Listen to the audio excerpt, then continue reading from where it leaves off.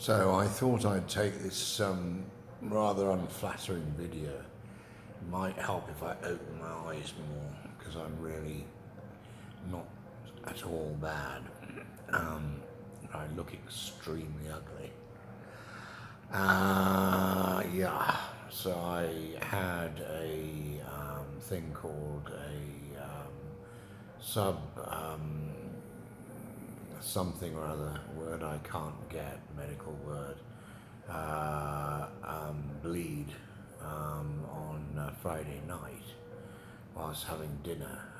Came on as what's called a thunderclap headache, which is not a nice thing to have.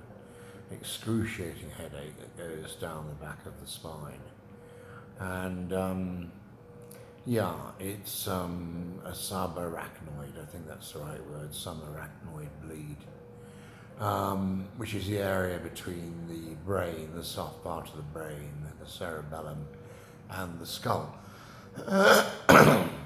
So, a bit serious really, what would have been called in the olden days a brain hemorrhage.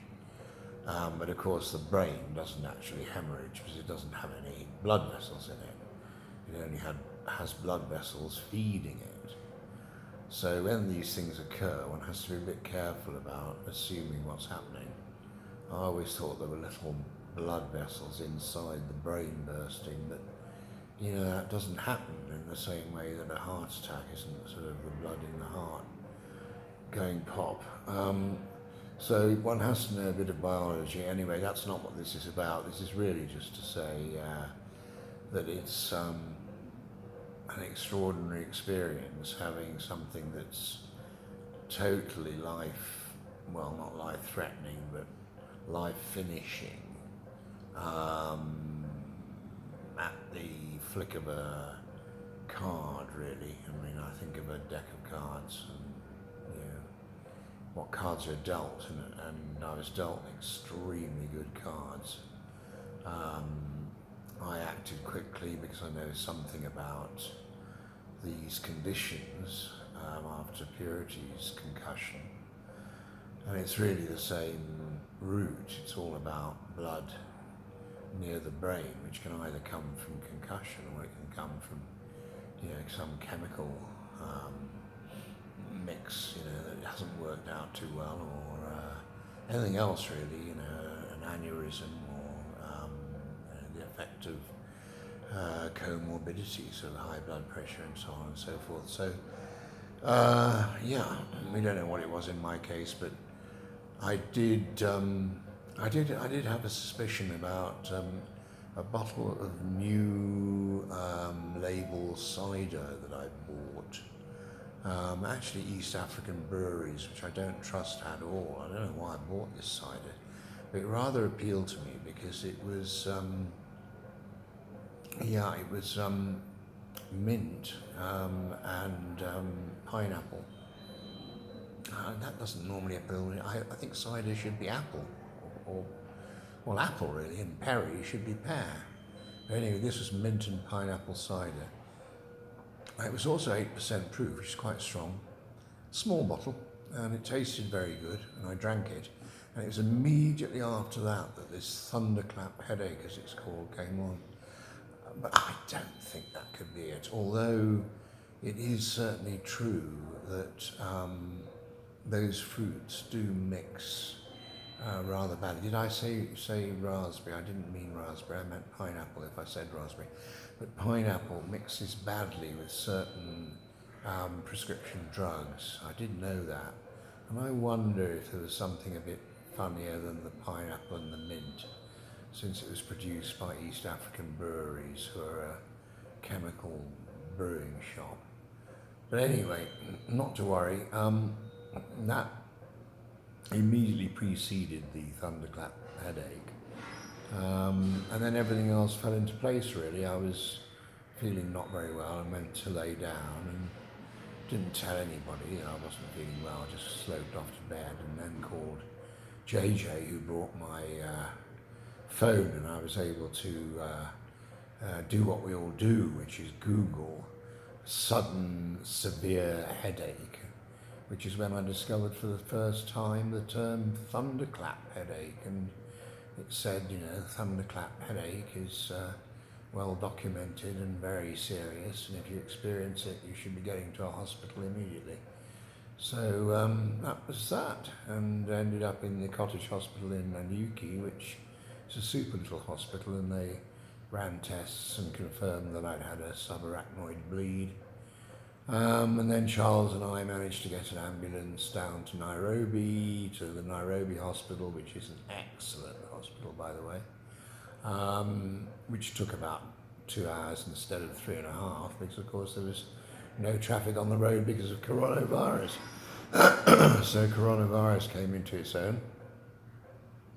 And and I was operated on there and then, more or less as soon as we arrived.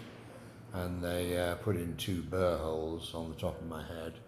You can't see them now, but you can see a bit of the shaving. You can see probably the bandage if I raise it up a bit. So I've got 2 holes drilled in my head and a drain to drain off the excess fluid, which is quite a normal procedure. It sounds horrible, but Purity managed to avoid having it done after her terrible accident, but it's very common in car accidents when victims get this counter coup, where the head bounces forward and bounces back again, very quickly. One of the disadvantages of seatbelts, but slightly better than being dead. But it does cause the brain to kind of bang inside the brain box, which has the same bleed effect. And normally they would put in a couple of these burr holes to drain it, but she didn't need it, actually, amazingly. So it was a very severe counter coup. But somehow it just sort of managed to settle itself, and the body consumed what was gelled up, I suppose.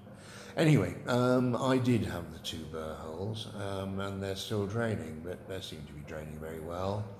I'm not fearing any further incident, but I suppose the truth of the matter is that, anything could happen, but anything could happen to any of us. They're wanting to keep me in for 2 weeks, which I think would be absolutely super. I mean, there's nothing else to do whilst this, coronavirus is raging. One might as well be here. The food's passable. It's not very good, actually, but it's all right. But it's quite nice. You just lie around all day and people bring you things, and the bed's got a motor on it if you want to sit up. I mean, I suppose those are mercies in a way. There's no television, but I can get BBC World Service. So, and honestly, there's not much to do at the moment. I mean, if I was in Nanyuki, I'd be milling around the house. I would be able to get out for a walk. But, it's pretty dire days, isn't it, with this COVID-19 raging. Missing the family, missing Richard and his crew at the moment, because they're about to give birth tomorrow morning. 9 o'clock tomorrow morning, they're due for a cesarean for the twins, which is very exciting, and so thinking of him a lot. Missing everyone, of course, and the little one, the last born too. He's been a bit worried. Is Dad okay? And then when I spoke to him, he said, I just wanted to let you know I'm not really worried at all. So he's got that wonderful 9-year-old, sense of the concrete, which is always fascinating, I find, as an educator. That's pretty much it. I could wrap it on for hours and hours, of course, because one of the things about being in hospital is it's incredibly boring, so it's good to twist the ear and bore other people, but I hope most of you by this stage have well and truly turned off. Thank you all for good wishes, those of you who have sent them. Those of you who haven't sent them might like to know that I got 110 WhatsApps from the head office complex in Paris, from the Aga Khan head office, which I thought was pretty impressive. I wonder if even the Aga Khan himself would get 110. But anyway, so that was nice of people, telling me how shocked they were how much loved I was and so on. It's always good to know that, and of course that's come abundantly from members of the family, from children and from friends, from all quarters of my strange life. These fantastic wishes of goodness, which are fine to receive and received with great love. Makes you think about that kind of stuff when you come up against the shadow of the valley of death, which undoubtedly I did. It was definitely a narrow escape. Narrow escape, I don't know. I mean, it goes one way or the other. I think with that kind of bleed, you either end up very disabled or dead, or you don't. And I was lucky not to suffer either of those things. So that's me. No more to say. So let me not rabbit on anymore. And there's not much to see here. I mean, just the usual paraphernalia of a hospital these days, which is of course all very automated. And this is ICU, so it's even more so. But basically, I'm doing okay. I could do with a shave, could do with a shit, and all the proverbial things that go with it. But apart from that, keeping my pecker up. So lots of love to you all, and thank you for your concern, and thank you for being with me. Bye for now.